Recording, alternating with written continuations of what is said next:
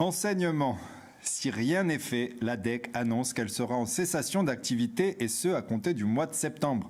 La direction diocésaine de l'enseignement catholique, c'est 13 000 élèves, 62 établissements et des centaines d'emplois répartis sur le territoire.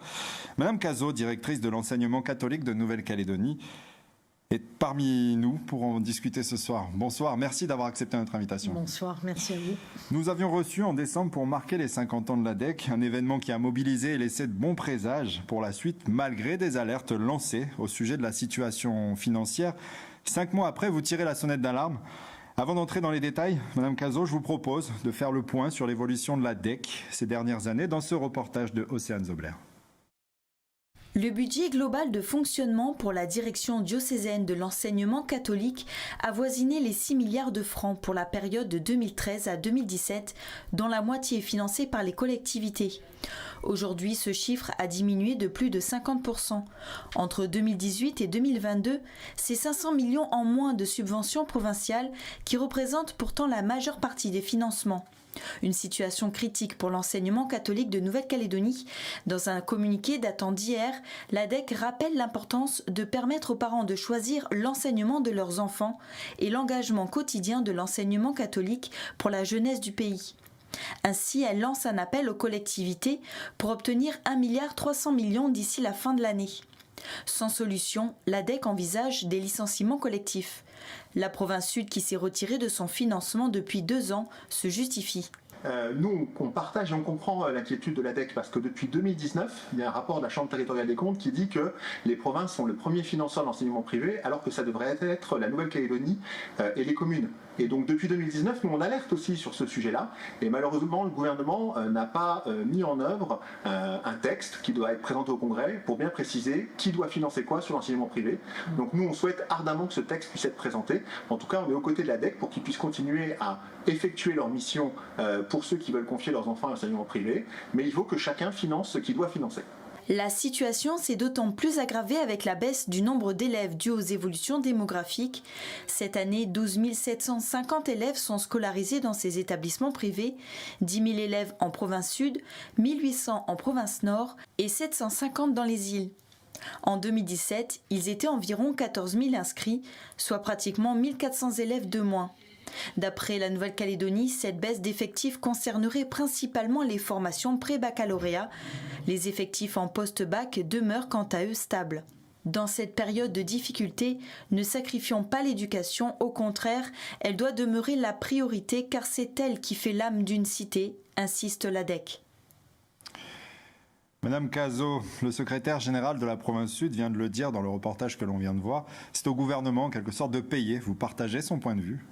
Alors écoutez, je crois que ce qui est important, en tout cas le positionnement de l'ADEC est clair et on ne cesse de le répéter. L'organisation institutionnelle de la Nouvelle-Calédonie, ce n'est pas l'ADEC qui l'a posée, ce sont les élus de ce territoire. Nous ne cherchons pas à savoir qui doit nous accompagner. Est-ce que c'est la province sud? Est-ce que c'est le gouvernement? C'est peut-être de bonne guerre entre eux. Nous, ce qu'on souhaite, c'est pouvoir poursuivre notre mission d'éducation et pour ça, eh bien, pour finir l'année 2023, eh bien, nous avons besoin d'1,298 milliard. Qu'est-ce qui pourrait expliquer ce désintérêt auprès des institutions? Serait-ce la mauvaise gestion, on l'a soulevé, la mauvaise gestion financière soulevée par la Cour des comptes? La mauvaise gestion financière de qui? Parce que la gestion financière de l'ADEC, elle est saine. Ça a été rappelé, s'il y avait malversation ou détournement de fonds, je pense qu'on aurait déjà le procureur financier au sein de notre direction. Ce n'est pas le cas. Nos comptes sont certifiés réguliers, sincères, depuis de nombreuses années, d'ailleurs depuis toujours. Maintenant, on a une alerte du commissaire aux comptes qui dit, attention, vu la baisse des subventions qui devient de plus en plus drastique, la fonction accueil, parce que c'est celle-ci qui est en danger aujourd'hui, la fonction accueil, c'est-à-dire la restauration scolaire et l'hébergement risquent de s'éteindre. Vous l'avez dit, la province Nord est la seule à donner régulièrement. La province des îles donne près de 92 millions cette année. Est-ce signifiant par rapport au service rendu ?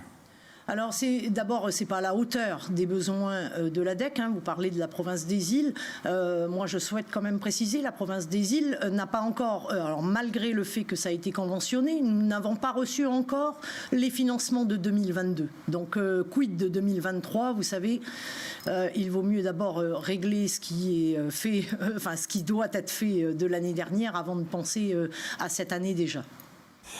Madame Cazot, vous demandez 1,3 milliard de budget pour financer quoi exactement? Alors c'est simplement la fonction accueil, c'est-à-dire pour mener à bien notre travail sur la restauration scolaire. Vous savez que l'ADEC produit ses repas, tout l'ensemble des repas de nos élèves scolarisés, et puis l'hébergement de nos élèves en résidence scolaire. Nous avons besoin, pour avoir un équilibre, quand on a un équilibre financier, nous avons besoin, pour faire fonctionner la restauration scolaire et les internats, de 1,9 milliard. Aujourd'hui, nous avons une entrée prévue pour cette année de 700 millions. Donc, il y a un delta d'1 million, proche d'un milliard, de 1,3 milliard à trouver.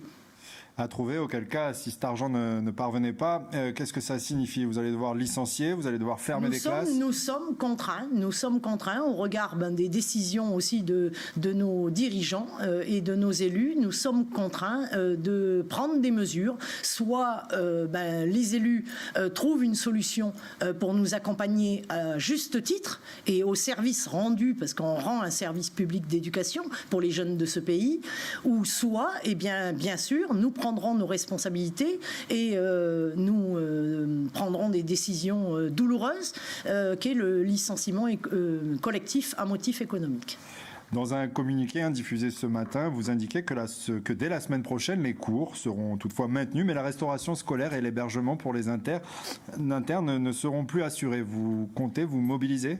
Alors, la mobilisation, elle a déjà commencé. Nos chefs d'établissement, ça fait maintenant pratiquement une semaine et demie qu'on se mobilise. Les personnels de cantine sont mobilisés, les personnels d'éducation, l'ensemble de la communauté éducative. Quand je parle de la communauté éducative, ce sont aussi les enseignants, parce qu'ils sont aussi inquiets aussi de cette situation, et les parents d'élèves, bien sûr, qui seront associés à ces deux actions fortes et collectives. La première action, si vous permettez, c'est l'arrêt de la fabrication des repas. Alors on sait toutes les problématiques organisationnelles des familles, et je tiens au nom de l'ADEC à nous excuser auprès d'eux, parce que c'est eux qui vont pâtir aussi avec les enfants, mais on n'a pas d'autre moyen maintenant pour se faire entendre. Donc les services de garderie également dans les écoles primaires seront interrompus du 2 au 5 mai. Ça, c'est la première action. La deuxième action, elle est une semaine après, le vendredi 12 mai. Cette fois-ci, ce sera la fermeture de toutes les structures et de tous les établissements scolaires de l'ADEC pour participer à une marche pacifique à Nouméa. Karen Cazot, directrice de l'enseignement catholique, merci d'être venue sur notre plateau. Merci pour votre invitation.